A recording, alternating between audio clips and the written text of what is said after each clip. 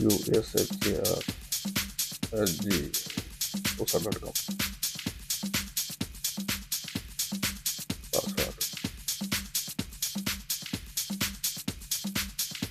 చూసారు కదా, wonderful dashboard బాగుంటుంది. అడ్మిన్ డాష్బోర్డే కాదు, ఫీచర్స్ ఇంకా బాగుంటాయి. కానీ ముందు ఓకే. ఇక్కడ వచ్చేసరికి చూడండి, లెఫ్ట్ సైడ్లో మెనూలో ఏముందో. ఫస్ట్ వచ్చి రూమ్స్ అండి. రూమ్స్ డాక్టర్స్ ఏ రూమ్లో ఉంటారు, రూమ్ కానీ శాంపర్ కానీ ఏదైతే అది క్రియేట్ చేసుకోవచ్చు. తర్వాత డిపార్ట్మెంట్స్, ఆర్థోపెడిక్ అని, డెంటల్ అని, కార్డియాలజీ అని ఇలా ఉంటాయి కదా. సో ఈ టైప్లో డిపార్ట్మెంట్స్. తర్వాత స్టాఫ్ డాక్టర్స్ అనమాట. డాక్టర్ పేర్లు లేకపోతే స్టాఫ్ పేరు, లాగిన్ ఐడి ఉంటాయి కదా, అవన్నీ క్రియేట్ చేసుకోవడం. తర్వాత రిపోర్ట్స్, ఏదైతే ప్రోగ్రామ్ నడుస్తుందో ప్రోగ్రామ్ నడిచిన తర్వాత డైలీ ఈవినింగ్ టైంలో కావచ్చు, లేకపోతే వీక్లీ వన్స్ కావచ్చు, మన ఇష్టం ఎప్పుడైతే అప్పుడు రిపోర్ట్స్ ఉంటాయి అన్నమాట. అంటే పేమెంట్స్ మీన్స్ అంటే ఓన్లీ కన్సల్టెంట్ ఫీజు వరకే చూపిస్తాం ఇందులో. అంతేగాని మిగతా హాస్పిటల్ వాటికి సంబంధించి ఎటువంటి సంబంధం లేదు. ఓన్లీ ఏదైతే కన్సల్టింగ్ ఫీ ఉందో దాని వరకు వస్తుంది. తర్వాత రిపోర్ట్స్ అన్నీ వస్తాయి. Performance, doctor performance, staff performance ఇవన్నీ వస్తాయి. తర్వాత సెట్టింగ్స్ అంటే మీరు తెలిసిందే కదా, ఇక జనరల్ సెట్టింగ్స్ ఉంటాయి. తర్వాత ప్రొఫైల్. ఓకే, ఇప్పుడు డాష్బోర్డ్లో మనం చూసుకున్నట్టయితే today's tokens, waiting, served, hold, fast ఇవన్నీ అడ్మిన్ కనిపిస్తూ ఉంటాయి. తర్వాత కింద చూడండి క్విక్ లింక్స్ అని చెప్పేసి ఒకటి ఏంటంటే పేషెంట్ రిజిస్ట్రేషన్ అనమాట. కియాస్కో పేషెంట్ రాగానే సెల్ఫ్గా అతనే రిజిస్ట్రేషన్ చేసుకొని టోకెన్ తీసుకోవచ్చు. అతనే కౌంటర్ దగ్గరికి పోకముందే ముందు తీసుకోవచ్చు. అప్పుడు ఏదైనా టైం సేవ్ అవుతుంది అనమాట. నేను కౌంటర్ దగ్గరికి పోయి ఆ లైన్లో నిల్చుని కౌంటర్లో 1 by 1 వాళ్ళు స్టాఫ్ టోకెన్ జనరేట్ ఇచ్చే అంత టైం తీసుకుని లేకుండానే ముందుగానే చేసుకోవచ్చు. తర్వాత టీవీ డిస్ప్లే క్యూజీ స్క్రీన్ ఉంది కదా, అది టీవీ డిస్ప్లే అన్నట్టు. అక్కడ దానికి సంబంధించి URL ఇస్తాను ఇట్లా. తర్వాత రైట్ సైడ్లో అవైలబుల్ డాక్టర్స్ అని ఉంది కదా. సో ఏ డాక్టర్ లాగిన్లో ఉన్నారో ఆ డాక్టర్ లాగిన్ అయినా చూపిస్తాను. తర్వాత అవైలబుల్ చూపిస్తాను. ఓకేనా. తర్వాత ఒకటి ఓపెన్ చేసుకుంటూ క్రియేట్ చేసుకుంటూ వెళ్దామా. ఫస్ట్ రూమ్ క్రియేట్ చేద్దామా.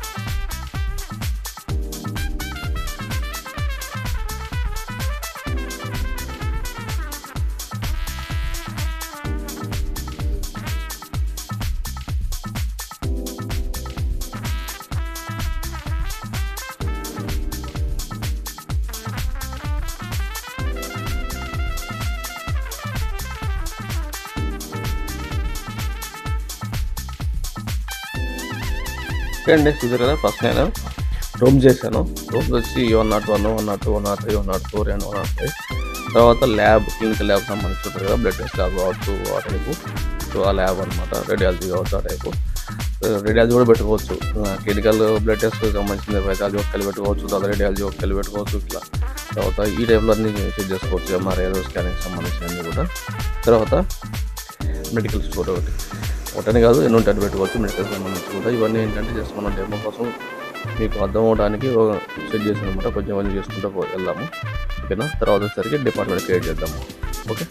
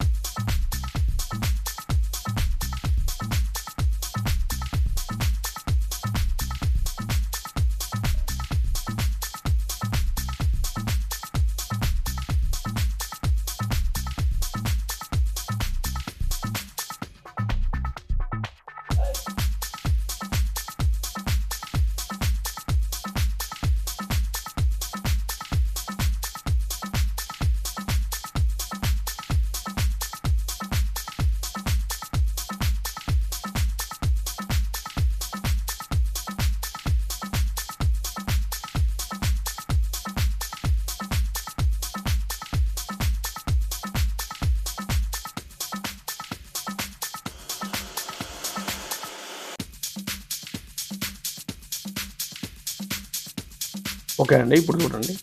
ఇక్కడ ఏంటంటే సర్వీస్ నేము. సో, ఆర్థోపెడిక్ డెంటల్ అని టైప్ ఆఫ్ సర్వీస్ ఉంటుంది కదా! సో, ఆ డిపార్ట్మెంట్‌కి సంబంధించిన సర్వీస్ నేము. తర్వాత వచ్చేసరికి కన్సల్టెన్సీ ఫీజ్ అనమాట. డెంటల్ వాళ్ళకి ఎంత ఉంటుంది, తర్వాత ఆర్థోపెడిక్ వాళ్ళకి ఎంత ఉంటుంది అది. తర్వాత టోకెన్ నెంబర్లో ఎక్కడి నుంచి స్టార్ట్ అవ్వాలి అది. తర్వాత ప్రీఫిక్స్ టోకెన్ నెంబర్ కంటే ముందు అది పెట్టిన ఒకటే పెట్టకపోయినా ఒకటే నేను పెట్టాను అనుకోండి. పెట్టిన ఒకటే పెట్టాను కదా. తర్వాత టీవీ డిస్ప్లే ఉంటుంది కదా, టోకెన్ అనౌన్స్ చేసే టీవీ డిస్ప్లే ఉంటుంది కదా. సో, అక్కడ టోకెన్ పక్కన ఒకవేళ సింగిల్ డాక్టర్ అయితే కనుక టోకెన్ పక్కన వీడియో ప్లే అవుతూ ఉంటుంది. తర్వాత పక్కన టోకెన్స్ అనౌన్స్ అవుతూ ఉంటాయి. సో, దానికోసం ఇదన్నమాట. సో, దీనిలో నేను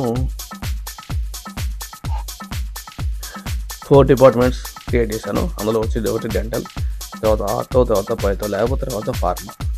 అయితే దీనిలో డెంటల్ 300 పెట్టాను, ఆర్థోకి 500 పెట్టాను, పైతో ల్యాబ్ కానీ ఫార్మాకి 0 పెట్టాను. ఎందుకోసం అంటే పైతో ల్యాబ్కి ఫార్మాకి ఎంట్రీ ఫీజు అంటే ఏముంటుంది కదా, కన్సల్టింగ్ ఫీజు అంటే ఏముంటుంది కదా. లోన్కి వెళ్ళిన తర్వాత మనకి వాళ్ళు ఏదైతే సర్వీస్ చేస్తారో ఏదైతే మందులు ఇస్తారో వాటికి ఛార్జ్ చేస్తారు కాబట్టి ఎంట్రీ ఫీజు ఏముంటుంది కాబట్టి సో దానికి 0 పెట్టాను అనమాట.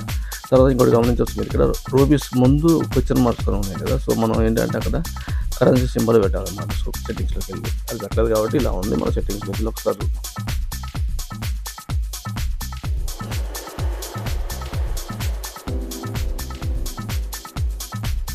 ఇక్కడ చూసారు క్వశ్చన్ మార్క్, ఇట్లా మనం కరెన్సీ సింబల్ సెట్ చేసాం. ఓకే. తర్వాత ఇంకోటి సెట్టింగ్స్లోకి వచ్చాం కాబట్టి మాట్లాడుకుందాం.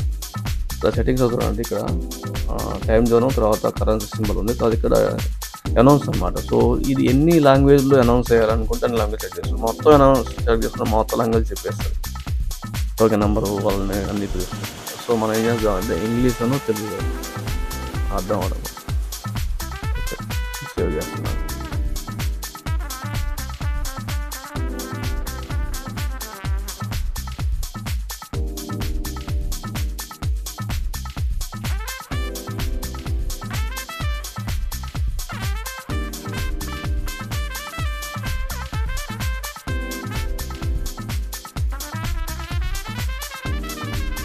ఓకే అండి, షేర్ చేశాను.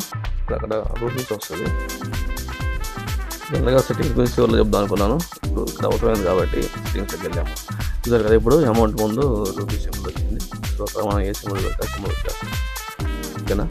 తర్వాత ఈ డిపార్ట్మెంట్ని ఎడిటింగ్ చేసుకోవచ్చు, రిమూవ్ చేసుకోవచ్చు ఆప్షన్స్ ఉంది. తర్వాత స్టాఫ్, ఓకే, స్టాఫ్లోకి వెళ్దాం. ఇక్కడ ఆల్రెడీ ఎవరైతే అడ్మిన్ ఉందో అడ్మిన్ది ఆల్రెడీ చూపిస్తుంది. ఇకపోతే ఎందుకోసం అంటే ఈ స్టాఫ్ కూడా సర్వీస్ ఇవ్వచ్చు కదా కొన్ని సందర్భాల్లో. అడ్మిన్ ఉన్నారు, అడ్మిన్ కూడా ఏదో ఒక డిపార్ట్మెంట్కి సర్వీస్ ఇవ్వచ్చు. నేను వాళ్ళకి కూడా ఏదైనా రూమ్ ఏదైనా అసైన్ చేయొచ్చు. సో, అందుకని చెప్పేసి అడ్మిన్ కూడా ఇక్కడ ఫ్రంట్లో ఇచ్చారు. అడ్మిన్ ప్రొఫైల్ ఇక్కడ ఉంది, అడ్మిన్ ప్రొఫైల్, కానీ ఇక్కడ కూడా ఇచ్చారు అనమాట. ఓకే. ఇంకపోతే క్రియేట్ చేద్దాము. ఒక డెంటల్ చేద్దాం. ఫస్ట్ డెంటల్కి వచ్చి ఏం పేరు పెడదాం.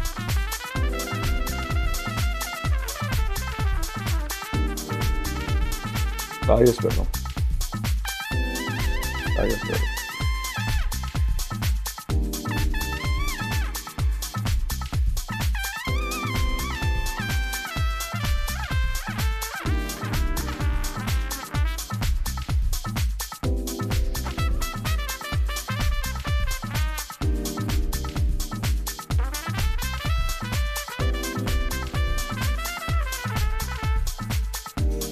రాజేష్ అయితే చూడాలి. ఓకే. మొబైల్ నెంబరు, తర్వాత వాళ్ళ ఫోటో, తర్వాత క్వాలిఫికేషన్, తర్వాత స్పెషలిస్ట్ అవన్నీ ఇచ్చుకోవచ్చు. అదేమి నేను ఇవ్వట్లేదు. సో, అలాంటివి ఇచ్చుకోవచ్చు. ఇప్పుడు ప్రజెంట్ కూడా ఇవ్వట్లేదు. తర్వాత డాక్టర్ ఆయన ఏ డిపార్ట్మెంట్, డెంటల్ ఈ డిపార్ట్మెంట్స్ ఉన్నాయి కదా మనం క్రియేట్ చేసినాయి. సో, దాంట్లో డెంటల్. తర్వాత రూమ్ 101 రూమ్ ఇద్దాము. తర్వాత పర్సంటేజ్, డాక్టర్కి ఎంత పర్సంటేజ్, హాస్పిటల్కి ఎంత పర్సంటేజ్ ఉంటుంది కదా కన్సల్టెన్సీ ఫీజు. సో, దాని పర్సంటేజ్. తర్వాత పాస్వర్డ్ ఇచ్చేద్దాం. తర్వాత సేవ్ చేద్దాం. ఇలానే ఇంకొక డాక్టర్ చేద్దాము. రాజు చేద్దాము.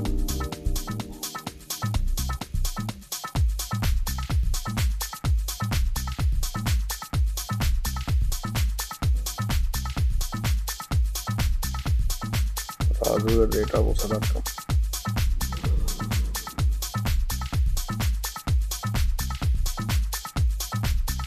రాజుని ఆర్థోపెడిక్. ఇది చూసారు కదా, ఇక్కడ ఆల్రెడీ ఆక్యుపైడ్ బై రాజేష్ అని పడింది. అంటే రూమ్ ఖాళీగా ఉంటేనే ఉన్నట్టు పెట్టేద్దాం. 20% 80 70 పెడతాను. ఎంత పెట్టుకోవచ్చు 70%. అంటే హాస్పిటల్ అయితే వాళ్ళు మాట్లాడుకుని అబ్బాయి పెట్టుకుంటారు. ఓకే, తర్వాత ఇంకా మనం ఎవరు చేయాలి, ఫ్రంట్ డెస్క్ చేయాలి కదా.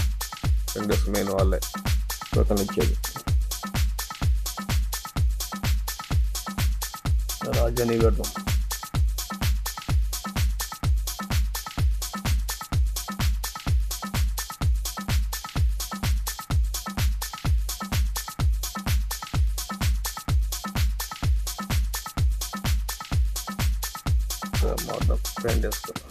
ఈ ఫ్రంట్ డెస్క్ ఏంటంటే వీళ్ళు సపరేట్ డిపార్ట్మెంట్కే పనిచేస్తారు. అట్లా కూడా అసైన్ చేసుకోవచ్చు. లేదంటే వాళ్ళు లాగిన్ అయినప్పుడు కూడా అక్కడ లాగిన్లో అడుగుతుంది వాళ్ళని. తర్వాత వాళ్ళకి అసైన్మెంట్ రూమ్స్ అంటూ ఏం అవసరం ఉండదు, వాళ్ళు ఫ్రంట్లో ఉంటారు కాబట్టి. తర్వాత పాస్వర్డ్ ఇద్దాం.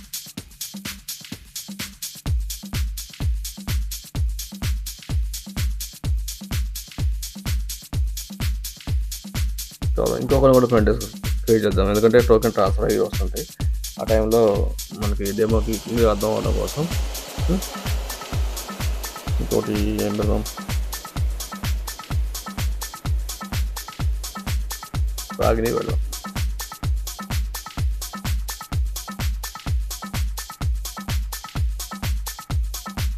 రాగిని @usa.com.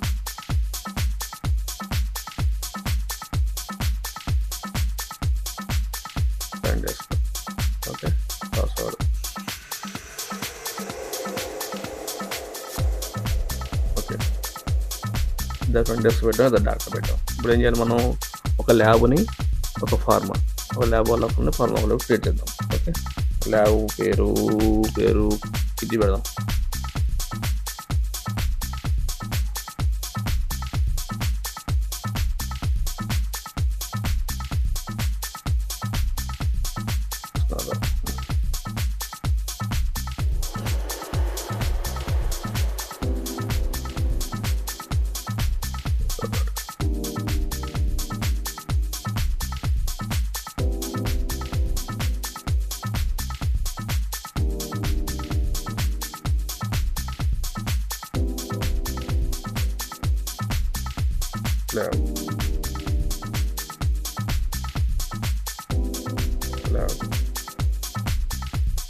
ఇక పర్సంటేజ్ అనేది దాదాపు చూస్తుంటే ఆ పర్సంటేజ్ అనేది 0 పెట్టేద్దాం.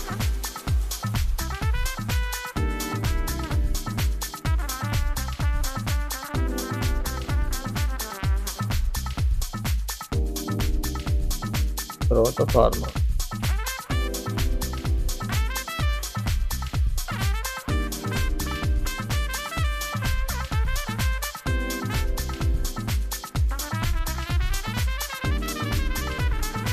మీకు డౌట్ వచ్చి ఉండాలి, ఇవన్నీ క్రియేట్ చేసేటప్పుడు.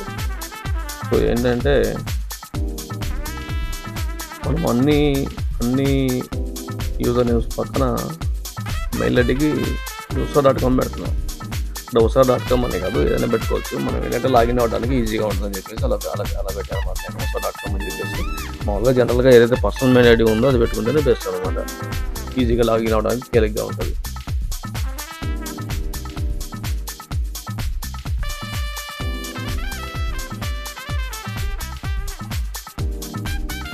ఈ విధంగా యూజర్స్ని క్రియేట్ చేసుకోవచ్చు అనమాట. ఇలా యూజర్స్ క్రియేట్ చేసిన తర్వాత ఇంకా ఆపరేషన్స్ ఎలా ఉంటాయి అనేది